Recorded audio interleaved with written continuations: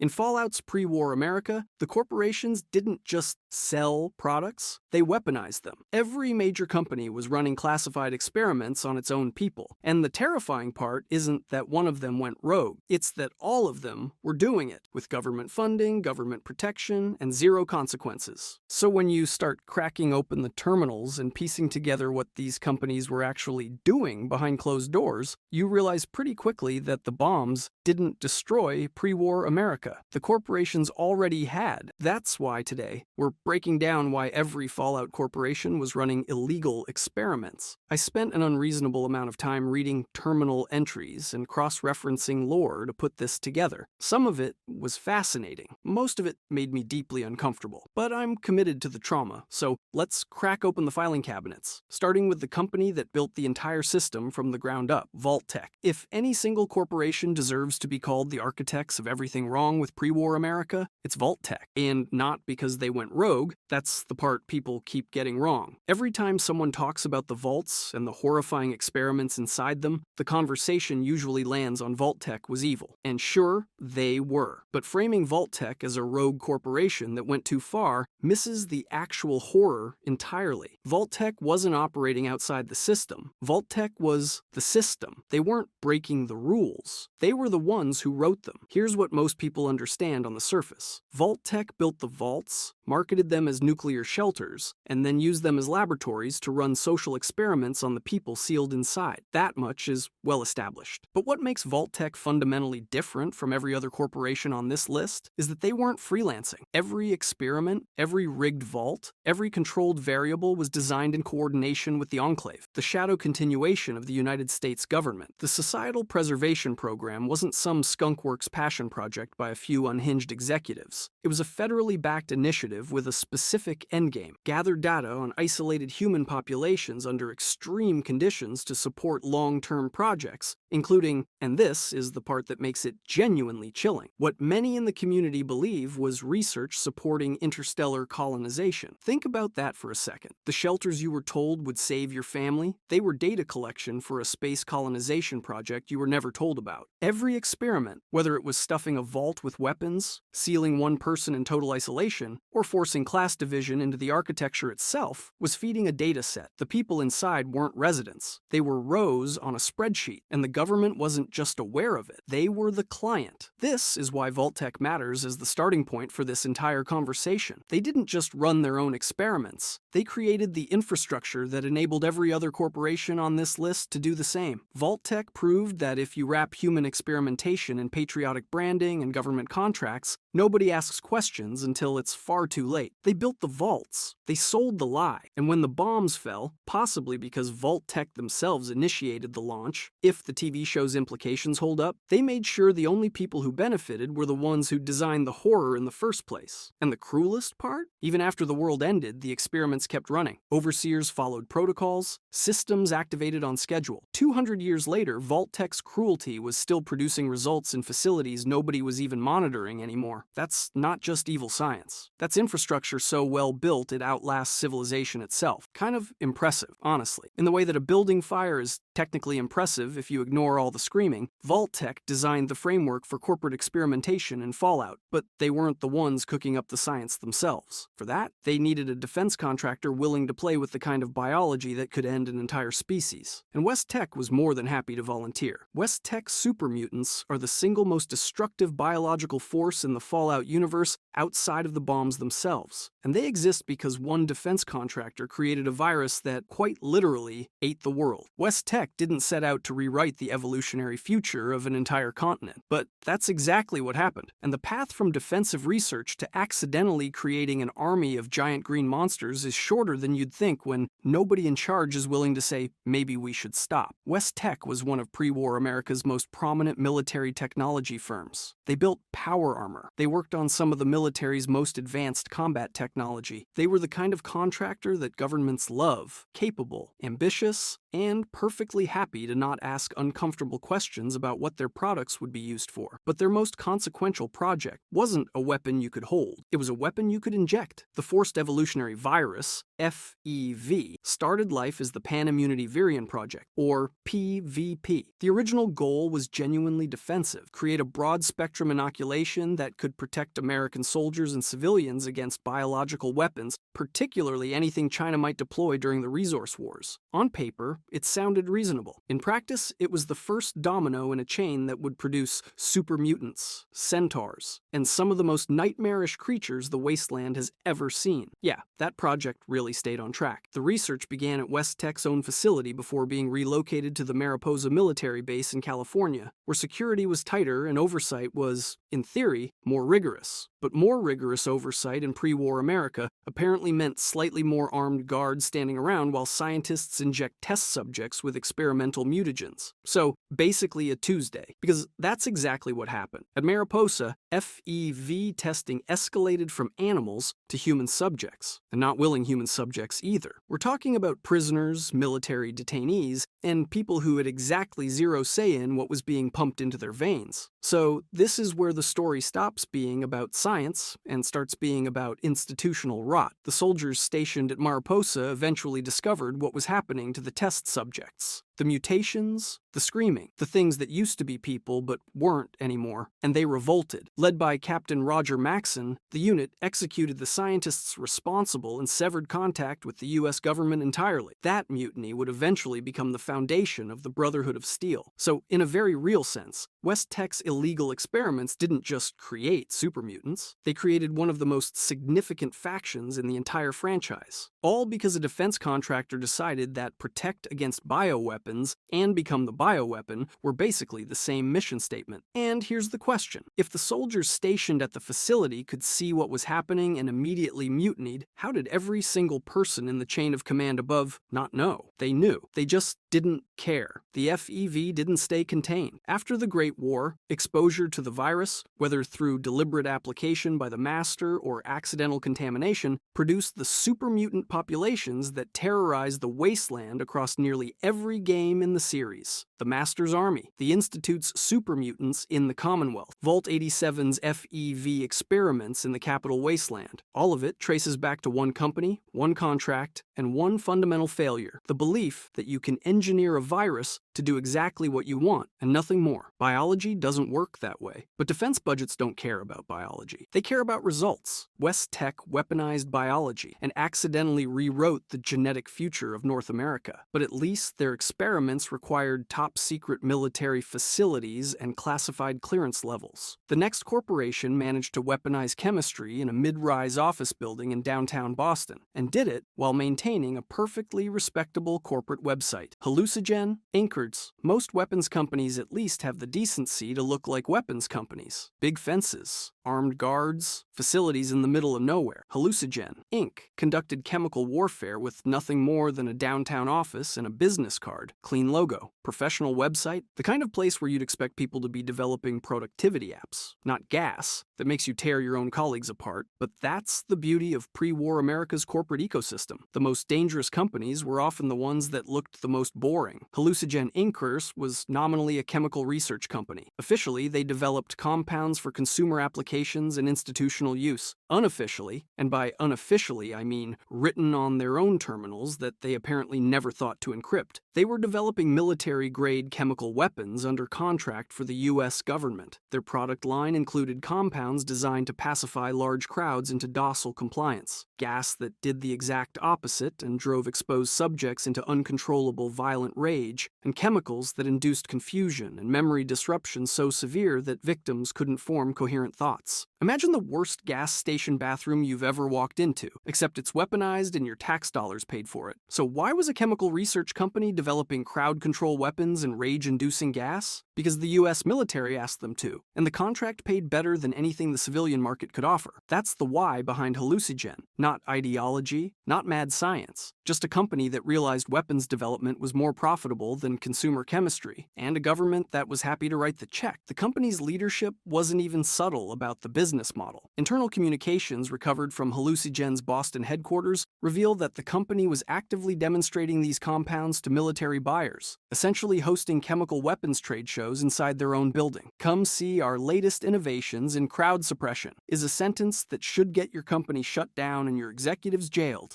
In pre-war America, it got you a bigger contract, and we know exactly what these chemicals do, because when you explore Hallucigen's building in Fallout 4, the gas is still active. Gunners who broke in looking to loot the place are tearing each other apart, caught in the lingering effects of compounds that have been circulating through the ventilation system for over 200 years. I genuinely don't know what's more unsettling, the gas itself or the fact that it's still working 2 centuries later. That's either a testament to chemical engineering or the most horrifying quality assurance in corporate history. Probably both. But here's what makes Hallucigen truly significant in the larger picture. They weren't operating in a vacuum. Hallucigen supplied mood-altering compounds to Vault-Tec for use in Vault 88's experimental soda fountains. That connection means Hallucigen wasn't just a standalone weapons developer. They were part of Vault-Tec's supply chain. One corporation develops the chemical. Another corporation deploys it inside a sealed population. And the government that funded both cites back and collects data. That's not a rogue company. That's a procurement pipeline for human experimentation. And every link in the chain had plausible deniability baked into the paperwork. Hallucigen was at least honest about what it was, a weapons company hiding behind a civilian address. But what happens when the corporation running the experiments isn't some shadowy defense firm? What if it's the most beloved consumer brand in the entire country, and the product people are voluntarily drinking is part of the test? Nuka-Cola Corporation, you'd think the company that made America's favorite soft drink would be the one corporation in Fallout that wasn't doing anything horrifying behind closed doors. You'd be spectacularly wrong. The Nuka-Cola Corporation was America's favorite poison, proof that in pre-war America, even the most wholesome brand in the country was perfectly willing to irradiate its own customers, weaponize its own products, and sacrifice human lives on the altar of market dominance. All while smiling from a billboard? Let's start with the product itself. Nuka-Cola Quantum, the premium limited edition variant that glowed a signature bright blue, achieved its distinctive luminescence through the addition of a radioactive strontium isotope. The company knew it was radioactive. Internal documents confirmed they were aware of the health risks. They went ahead with mass production anyway because the glow was too marketable to abandon. The early test subjects who drank it experienced adverse health effects that the company euphemistically classified as acceptable consumer risk. Somebody at Nuka-Cola HQ looked at a report that essentially said this drink is slowly irradiating people and responded with, but it looks really cool on shelves. Have you ever drunk something glowing in a game and thought that can't be healthy? Yeah, turns out it wasn't healthy in their universe either. They just sold it anyway. We all grabbed drinks without reading the ingredients. That's basically what pre-war America did, except the ingredients list included radioactive isotope and nobody bothered to flip the bottle over. I honestly can't decide if that's evil or just the most aggressive marketing department in human history. Probably both, but the soda was just the beginning. Nuka-Cola didn't stay in the beverage business. Or rather, they expanded the definition of beverage business to include things that no reasonable person would associate with soft drinks. Project Cobalt was a classified military weapons program operated directly by the Nuka-Cola Corporation. Using isotopic compounds derived from their own product line, the company developed explosive ordnance for the US military. So the same factory that bottled your afternoon refreshment was also engineering bombs. That's the kind of corporate diversification that should probably concern everyone, but in pre-war America, it just meant a bigger government contract and a nicer executive bathroom. And that's the why behind Nuka-Cola's experiments. They weren't doing it because they were secretly evil. They were doing it because the military-industrial pipeline rewarded diversification, and a company with the infrastructure to mass-produce beverages also had the infrastructure to mass-produce weapons. The government didn't care where the bombs came from, as long as they worked, and Nuka-Cola didn't care what they were building, as long as it grew the bottom line. When profit is the only metric that matters, the jump from soft drinks to military ordnance isn't a moral collapse. It's just a new product line. And then there's Nuka World, the crown jewel of the Nuka-Cola empire, a massive theme park built in western Massachusetts that served as both a tourist destination and a barely concealed corporate experimentation facility. Beneath the rides and the mascot costumes and the overpriced merchandise, Nuka World housed research divisions that tested everything from advanced robotics science to exotic weaponry. John Caleb Bradburton, the corporation's founder, was so obsessed with legacy that he had his own head cryogenically preserved in a hidden chamber beneath the park, kept alive through experimental technology that most medical ethicists would describe as an atrocity, and most horror writers would describe as inspiration. The park itself was a monument to what happens when a corporation gets so large and so powerful that it stops seeing the difference between entertainment and experimentation. Employees were test subjects, visitors were data points, and the entire operation ran on a philosophy that would make Vault-Tec nod in recognition. Give people something they love, and they'll never notice what you're doing to them while they enjoy it. That's the specific horror Nuka-Cola represents. Vault-Tec had to trick people into sealed underground bunkers to run their experiments. Nuka-Cola just had to hand them a bottle with a catchy label. The delivery mechanism was consent. People volunteered to consume the products, visit the parks, and participate in the brand. And that willingness is what made Nuka-Cola's experimentation arguably more insidious than anything that required a locked vault door. If Nuka-Cola hid its experiments behind mascots and marketing slogans, the scientists at Big Mountain didn't even pretend. Because when you give brilliant people unlimited resources and remove every single guardrail, what you get isn't progress. It's an extinction-level event with a research grant, Big MT. What happens when you give the smartest people in the country unlimited money, unlimited resources, and absolutely zero adult supervision? You get science without a leash. You get Big Mountain, and you get the answer to a question nobody should have ever needed to ask. Is there a point where scientific curiosity becomes indistinguishable from cruelty? Spoiler, yes. And Big MT passed that point before the bombs even fell. Big Mountain, or Big MT as the locals eventually started calling it, was pre-war America's premier research and development facility, located in a massive crater in the Mojave Desert. Because where else would you put a top-secret government research facility? Big MT housed some of the most brilliant scientific minds in the country. Biologists, engineers, weapons designers, neuroscientists, roboticists, all working together under virtually unlimited government funding with a mandate that essentially boiled down to make things that give us an advantage and don't worry about how, and they didn't worry about how at all. The experiments conducted at Big MT weren't just unethical. They were the kind of thing that would make a Bond villain tap you on the shoulder and say, "That seems a bit much." They created cazadores by genetically modifying tarantula hawk wasps into giant venomous flying nightmares capable of killing anything in the Mojave. They created night stalkers by splicing coyote DNA with rattlesnakes, producing a predator that combined the hunting instincts of both into something exponentially worse. If you've ever been ambushed by a pack of night stalkers in New Vegas and screamed at your screen, just know that a team of fully funded government scientists sat in a lab and thought, let's combine a coyote with a rattlesnake. That sounds productive. Thanks for that, Big MT. I really appreciate it. But the animal experiments were almost quaint compared to what they did to people. The lobotomite program is, I think, one of the most disturbing experiments in the entire Fallout franchise. Big MT scientists developed a procedure to remove human brains and replace them with crude artificial neural interfaces that kept the body functional but stripped away personality, autonomy, and higher thought. The result was lobotomites, mindless, aggressive humanoids that could follow basic instructions and not much else. They were used as test subjects, maintenance workers, and security forces. An entire labor force built from hollowed-out human beings. And the scientists didn't see a moral problem with this, because they'd stopped seeing the subjects as humans somewhere around the 300th procedure. And if you're thinking surely someone stepped in to stop this, you're right, one person did, and the others called him insane for it. That's the real insight Big MT provides. The scientists weren't monsters when they started. They were brilliant, motivated researchers who entered a system with no checks, no balances, and no external accountability. Over time, the absence of oversight didn't just allow ethical drift, it accelerated it. Every success justified the next escalation.